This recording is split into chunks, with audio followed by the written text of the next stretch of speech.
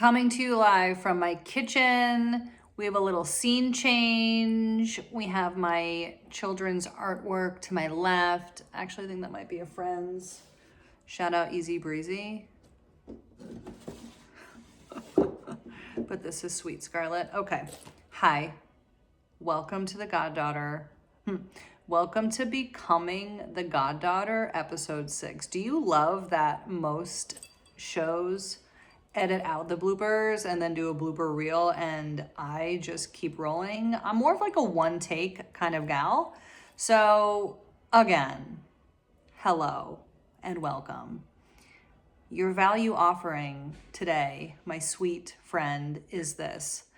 There are never going to be perfect, pristine conditions. There are, however, people. My dog is joining us. Hello, lady. I love you. I love you. Are you coming up here? There are, however, people that can get to a certain point in belief and faith, confidence in the product or the offering or the creative pursuit enough to know that regardless of what external reality is saying, doing, or feeling, there is a potentiality in which we, the human being, says, fuck it, I'm going to do it anyways. There's this concept we often hear of being the eye of the storm. But what does that even mean? What does it mean? And also, why would you want to be sucked in to the eye of a storm? Instead, I offer this. Again, if you are somebody who knows so deeply in what you are here to gift the world, the tornado around you is going to continuously get more advanced and more treacherous. But if you find yourself to have contentment and harmony and balance and anchorage within your own self, what's happening around you, it does matter. Maybe in the past I would say it doesn't matter. Even like 5 seconds ago, maybe. But in this moment, what I know to be true is, while it does matter, what matters more is your willingness to accept, honor, and feel your own things within this storm and use them as fuel to continue to create and express what you are here to do. Please contemplate this. Allow your own imagination, your own soul, your own mind to guide you in this process, because you never want to get caught in this knee-jerk reaction of, oh, well, I was going to do it today, but so-and-so told me I was annoying, so now I'm going to ruminate on this till tomorrow, and then maybe the next day, and maybe I just won't do it at all. Or if you're the opposite type of person where you're going to do the thing no matter what and bypass feelings or events, that's no bueno either. To be the eye of the storm or a balanced human, one must find their own rhythm. Find your own rhythm. Am I being true to my fullest potential in this exact moment? Yes or no? It's a simple check-in, okay? So let's get into the story. By the way, we ended last episode with Via being proposed to at a Lady Gaga concert with the Jesus symbolism. And Charlie Hunnam on his knee. Jennifer Lawrence, Charlie Hunnam. I keep speaking this into existence because I really believe that these two actors are going to be in this movie. She said yes. Upon further review, looking back at episode 5, I realized I didn't say she said yes, although it was implied. She says yes. She says yes. And then what we have later that evening, they leave Mohegan Sun and they go back to Charlie Hunnam's house. By the way, I have not yet settled on the character name for Charlie Hunnam, so I'm just going to say Charlie. If any of you people have an idea for what this name will be, I'm sure it will come to me at the exact right time. I was toying with Andrew, was toying with Alden. I'm not super sold yet. So Via and Charlie are going back to his home after they are on cloud 9 of being engaged. And what's interesting is Via has been to his house many times, but this time when they come home, she notices that his workshop, and so there's like a separate kind of barn, kind of art cabin-y looking thing on his property. Again, he's in construction, so there's tons of just like excavators, like tons of shit everywhere. But typically the door to this barn is latched. When they come home, it's opened. And, she's a little tipsy. She's like, what's even in there? And it's very interesting because they're in this, again, cloud 9, but he all of a sudden gets super tense and like, nothing's in there. And she's like, well, obviously I'm going to go look and see what's in there. And what song is playing in the film at this point? Perhaps it's on the radio when they get in the driveway, but what's happening in the background is the song Learning to Fly by Tom Petty, and which is the song that gave me this scene. And she gets out of the car and she starts over to the barn, and he kind of accepts that she's going to go into this barn, and the audience is kind of like, oh, like, is he actually a secret creep? Like, did we just go through this roller coaster of emotions of engagement and beautiful shit to find out that he is like some sort of freak? So she's slowly entering this barn. She's opening the door. You see like Charlie Hunnam just kind of like do one of these, like, oh my God. And what she sees, my friends, what she sees is a partially completed, wood whittled, larger than life statue. There's a Post-it note that is like laying right next to this statue that says Heart of Man. And what we're seeing through Jennifer Lawrence's eyes is this man who has his hand kind of on his heart, partially covering it. And the other hand, I don't know if you can see me because I'm looking down. You can see me. The other hand out like this.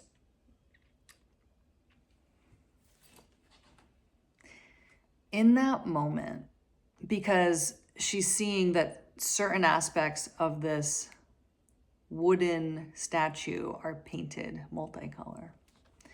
In that moment, my friends, we realize that Charlie Hunnam's character is the unknown artist behind the angel-winged statue that Via had continuously, and still to this day in the story, continuously goes to connect with her mother.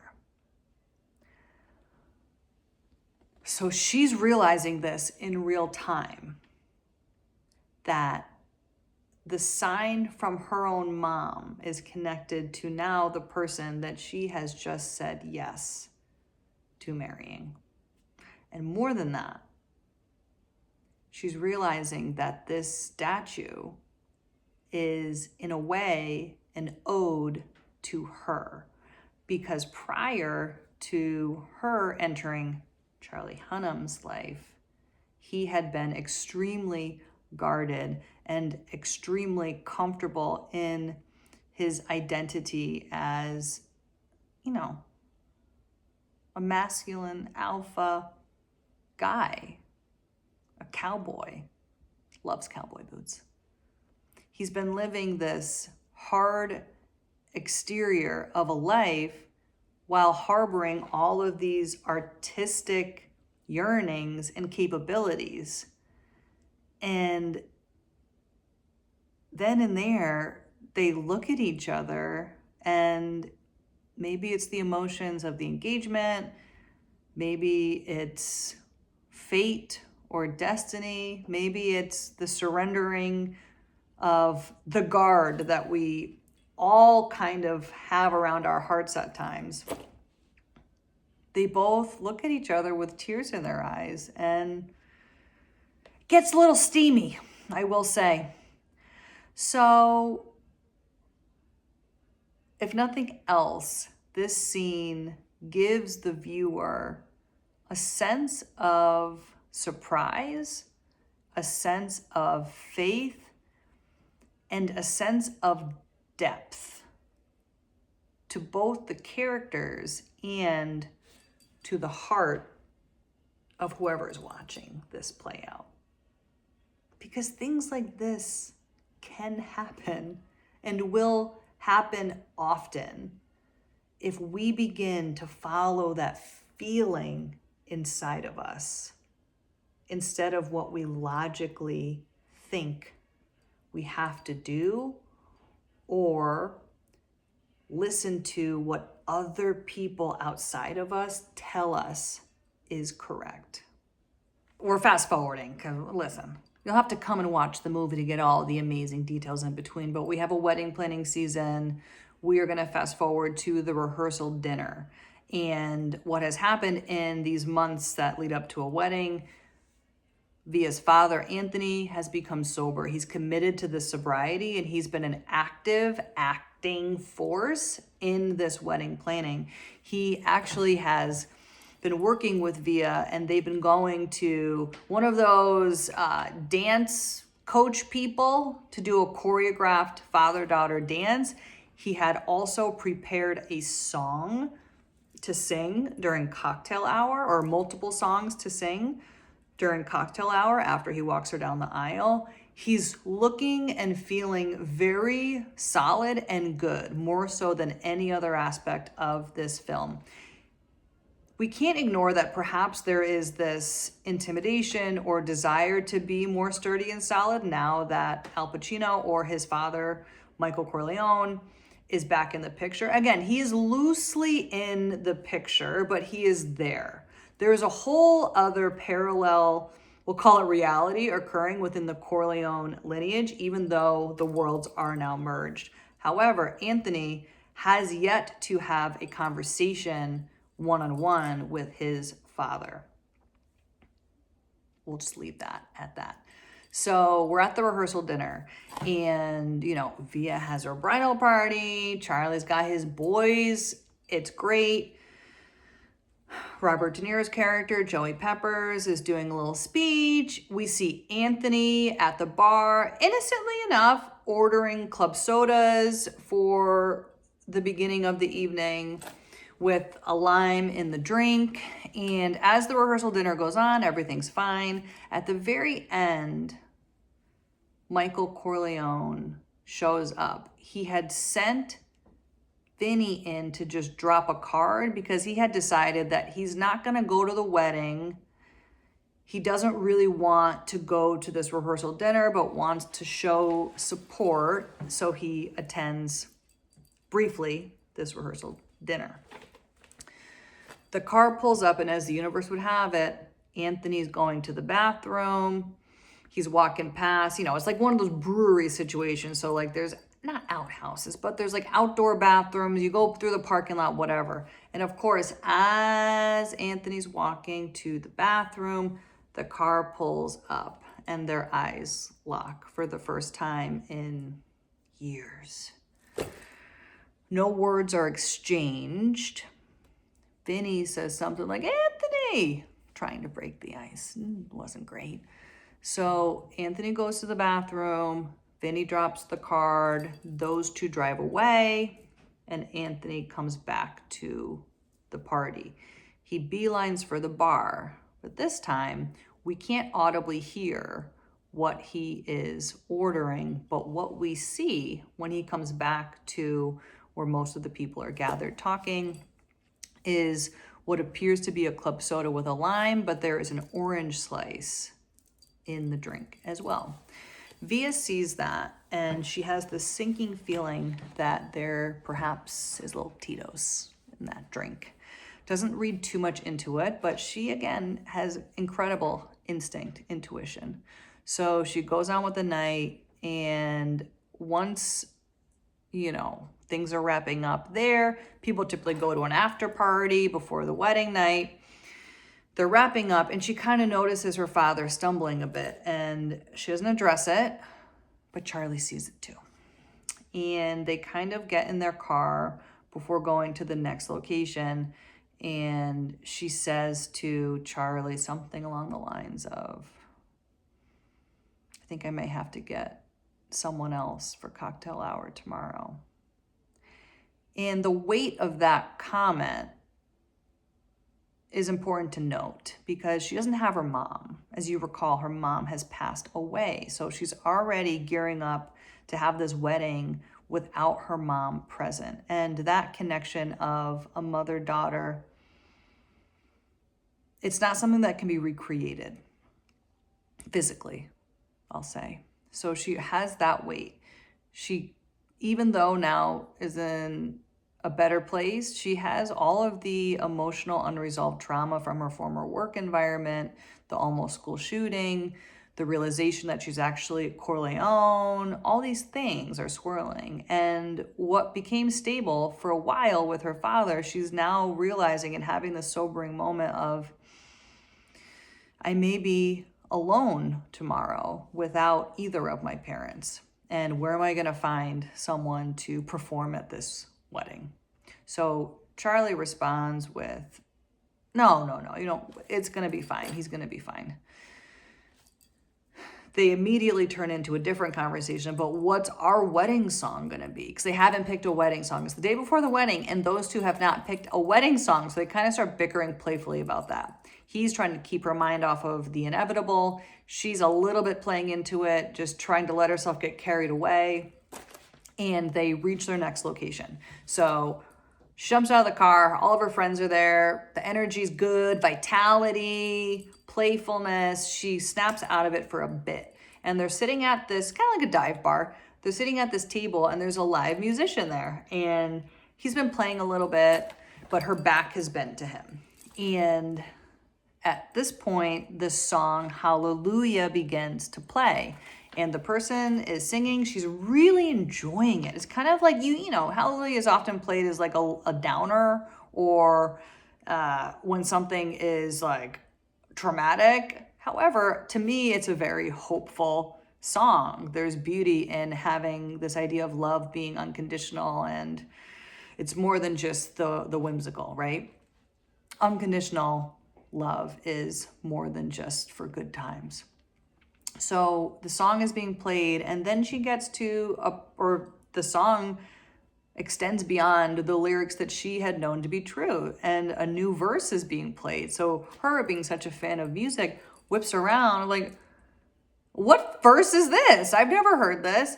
And when she whips around, she locks eyes with this musician, and she recognizes him to be one of her former students. And she runs up and she's like, oh my God, I didn't know that you were a singer. And this kid goes, I didn't either. I just realized it like last year. So he had been in one of her graduating classes when she was a school counselor, maybe 2 or 3 years prior. So they're having this reconnection moment. She's so excited to see him, and then to realize that not only is he a musician, he's actually a writer and a lyricist. And he had added on this beautiful stanza to Hallelujah. And again, she's kind of hoping her father shows up, but planting a scene. She's like, hey, what are you doing tomorrow? And he was like, I got nothing. She's like, would you perhaps want to play an hour of cocktail music at my wedding? And he kind of thinks she's joking. She's like, I'm not joking. I really need someone to do this. And he's like, well, if you're serious, here's my number and text me in the morning, blah, blah, blah. So that all happens, and she gets back to the table, and Charlie's like, did you just ask that kid to play at our wedding and we don't know him? She's like, first of all, I do know him. And yes, I did invite him to come to our wedding. And he goes, well, you might as well ask him to do our first dance song. She's like, we don't have a first dance song. He was like, okay. So it was kind of funny back and forth. They end up leaving and they're listening to the radio in the car. He's about to drop her off at her hotel. He's going to go home. And they're listening to something on the radio. And you know how this goes back in times when radios would have like short circuiting and a station would kind of get taken over by another station. They're listening to one song, and then all of a sudden, the Van Morrison song, Into the Mystic, starts playing, and it's overriding whatever was playing before. And they're both kind of leaning in, listening to this song, and they know that that is their song. We were born before the wind, also younger than the sun. She gets out her phone and she texts this kid. She's like, hey, you know Into the Mystic? ? The kid immediately looks at the text, responds, yup, all caps, exclamation. And she responds, cool, be there tomorrow at 12. He puts his phone down, this kid. He's like, fuck, I don't know, Into the Mystic. So all night he's feverishly learning this song. And again, let's not forget that she is creating this alternative plan if, unfortunately, her father is not able to show up. But she wants nothing more than her dad on her wedding day, her only living parent. So we have the next morning arrive, and she's getting ready with her gals. She's having a moment with her best friend of all best friends, her friend from London, who has been popping into certain scenes that I've discussed. She's flown home. She's telling her, and she's kind of the only one this girl's really real with. She's like, I have a feeling my dad's not going to come, but no matter what, if we could just get him here, I don't even care if he's wasted. I just want him here. And the friend's like, fuck, okay, got it. So the friend's putting on like a very positive front, like, oh, I'm sure he's coming, this and that, blah, blah, blah. But then she kind of turns like, fuck. So she texts Charlie and she's like, yo, like, where's Anthony? Is he coming? Charlie's like, I don't know, I'm getting ready. So those two kind of concoct this plan of like, even though it's really close quarters and really close timing, Charlie offers, or is compelled, I should say, to go to the father's house and just like get him out of bed and make sure he's fucking at the wedding. But he's putting himself in this really time constricted situation. So that's all playing out. And as the day goes on, it's past the time that Anthony was supposed to do the first look with Via. So she's devastated. Their music is playing, you know, as they do. If you've gotten married, you've attended a wedding, the vibes are supposed to be high. So the girls are rallying around her, and then the song Night Moves starts playing. And there's an open, cracked window. This is maybe like a June, July wedding. I'm not sold on a date yet, but it's like early summer. And the window's cracked, and they hear noise coming out from down below. And there's this red old school car coming up. And she realizes it's her grandfather, Joey Peppers. And again, the song Night Moves is what's playing. So he comes up, he finds his way up to the bridal suite, knocks on the door, may I enter? They all laugh and he comes in. Again, this is Robert De Niro. And immediately she sees him and starts to well up, and the makeup artist yells at him, if you're going to make her fucking cry, get the fuck out. And Robert De Niro would typically be very unwell and offended by such treatment, but understands the severity of the bride needing to have full makeup. He goes, listen, I'm just a grandfather saying hello. And she says to him very somberly, he's not coming, period. And Joey Peppers says, I can dance. And there's a stillness between those two. Again, Jennifer Lawrence and Robert De Niro. There's a stillness between those two in that moment where there are so many emotions happening all at once. Extreme joy and extreme sadness and grief and fear and despair even.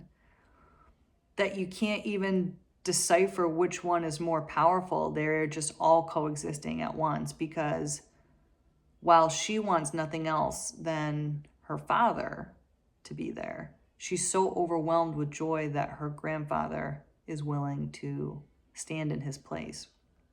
And then eventually she says, yeah, I know you can, but we had this whole dance prepared.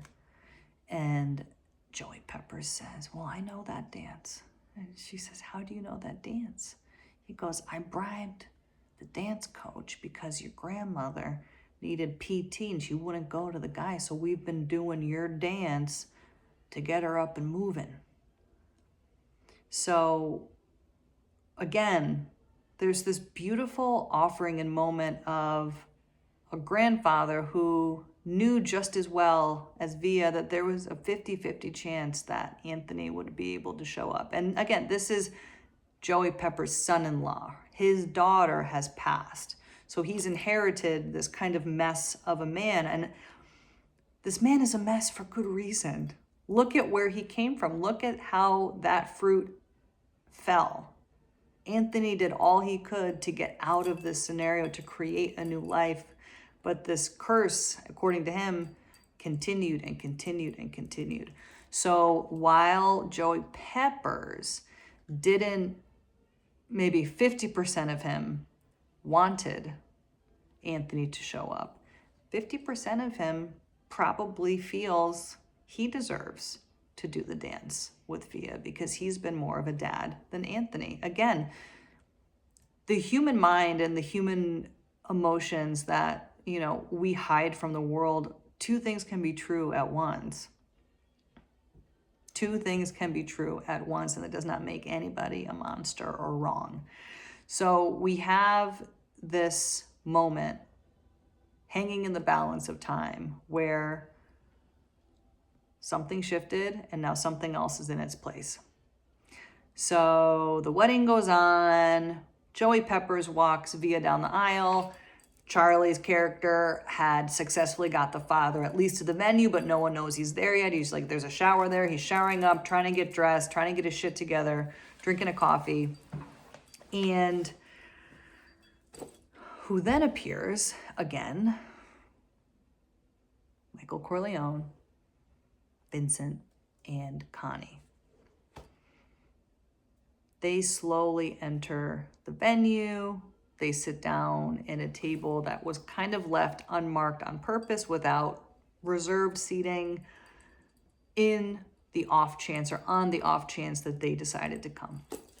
So in that moment, we see them come in, and we also see the DJ announcing that the father-daughter dance is to occur. And he was instructed to make it kind of funny, like, wow, grandfather, father, that, whatever. Joey Peppers and Via come to the main dance for that. And in that, again, so like these things are all happening simultaneously. And Anthony, who had just rallied himself up to be there for her, sees his father-in-law in his place. So he's kind of he's paralyzed on the wings of this crowd, watching his own daughter do the dance that he had worked so hard on and wanted to be there for her on this day. What happens next is fascinating and beautiful. The maid of honor, the London bestie, clocks Anthony. She's like, okay, how the fuck am I gonna get him to the dance floor? How am I gonna make this happen? So she starts to shimmy while the song starts. Still the One. Alexa, play Still the One by Orleans. Alexa, volume 7.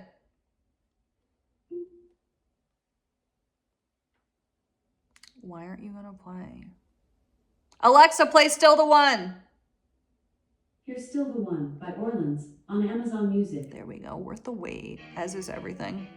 So this is the father-daughter dance, and we have Robert De Niro and Jennifer Lawrence starting their choreography, killing it. The crowd's going wild already. It's so fun. Who doesn't love a choreographed dance? So we have the maid of honor kind of shimmying, because, you know, like everyone surrounds the two people dancing. So she's kind of shimmying, dancing, bopping, pretending to be unassuming, getting herself to Anthony. And again, we have Michael Corleone, Connie, Vinny, they're all in the corner watching this all play out. Michael Corleone has a feeling that his son fucked up, but what is he gonna do? He has been excommunicated, right? So he shouldn't even be there. Michael Corleone is thinking, why the fuck am I here? I don't deserve to be here, and yet here I sit. That's the vibe.